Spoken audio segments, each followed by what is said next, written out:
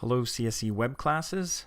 I'm just going to review downloading brackets for Windows because I work on Mac and Windows. I like to go through the install on Windows. I'm just going to go to brackets.io is their website. It's not brackets.com, and it is an Adobe program, although they don't really advertise it as an Adobe product, but it is. And I'm going to download brackets, and it's version 1.8. So I'll do that right now. And there's my download, and it's a .msi file on the Windows side, and it's about 48 megabytes that I'm seeing right now, so it shouldn't take very long. And there it is. And again, I'll see what happens when I double click on it,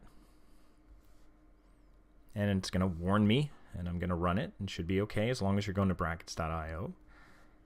And it's preparing its install, and here it's putting it in program files, even though MAMP just went in the main C directory. This one's going in program files, so I'll put it there, and I'll hit next, and it's beginning its install. Unless I have to hit install again, and there it goes.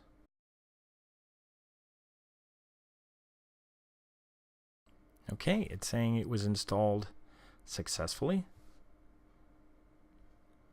and I'll go look at my start menu and see if I see brackets anywhere, and I don't see it in here, so I'm going to go into my program files. So I'll go into my, or I could go into all programs, and I'll look for brackets. And now that I see it up here, I'm gonna pin it to my taskbar, and I'll just look for pin to taskbar down here because I like having them down here on my taskbar in Windows 7.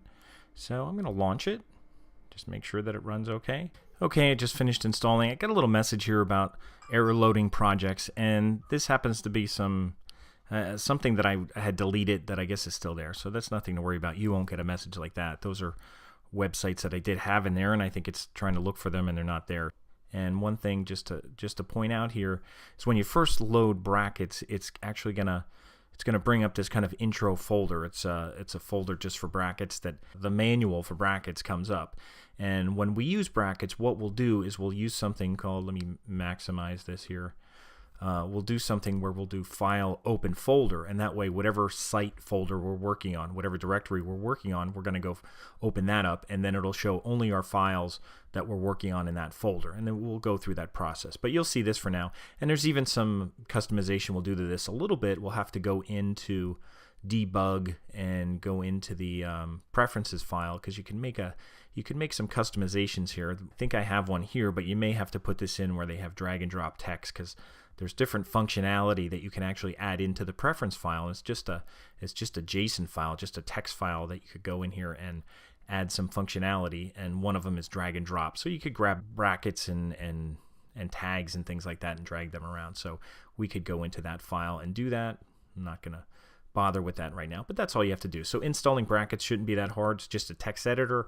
You don't have to use it, but I recommend using it since I'll be using it, and I do like using it, and it's both for Mac and Windows brackets. But on Windows you could use Notepad++.